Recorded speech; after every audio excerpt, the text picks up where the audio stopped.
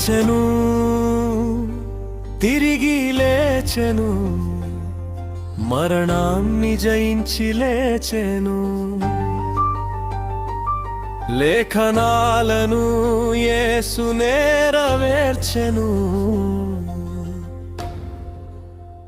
సమాధి ముద్రను తెంపుకుని లేచెను. మృత్యుంజయుడై మహిమతో లేచెను. లేచెను, తిరిగి లేచెను, మరణాన్ని జయించి లేచెను. లేఖనాలను యేసు నెరవేర్చెను.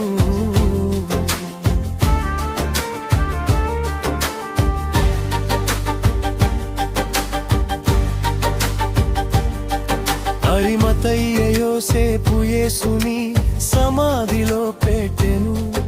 అధికారులు సమాధికి బలమైన సీలును వేసెను. యేసు సమాధిని సైనికులంతా కావలి కాసెను. కాని మరణపు పాశము యేసుని బంధించలేకపోయెను.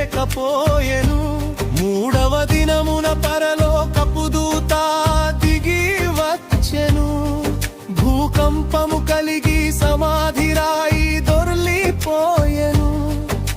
మృత్యువును గెలిచి ప్రభు యేసు మహిమతో లేచెను.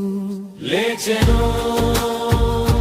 తిరిగి లేచెను, మరణాన్ని జయించి లేచెను. లేఖనాలను యేసు నెరవేర్చెను.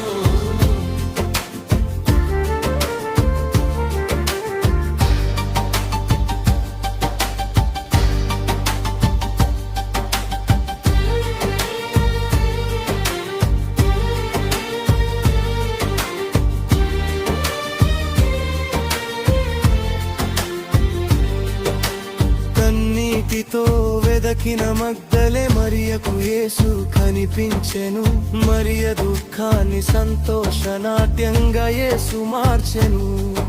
అనుమానపడిన తోమా చెంతకు ప్రభువు వచ్చెను. గాయపడిన పార్శ్వమును చూపి అనుమానం తీర్చెను. 40 దినములు యేసు శిష్యులకు దర్శనమిచ్చెను. మహిమతో క్రీస్తేసు మేఘారుదుడై ఆరోహణుడాయెను. పరలోకమందు తండ్రి కుడి పార్శ్వమున కూర్చుండెను. లేచెను నా యేసు, తిరిగి లేచెను. పాపపు ఊబి నుండి నన్ను లేపెను. శాపపు బంధాల నుండి నన్ను లేపెను. జీవము గల దేవుడై నిరంతరము ఏలు. లేచెను నా యేసు, తిరిగి లేచెను. పాపపు ఊబి నుండి నన్ను లేపెను. శాప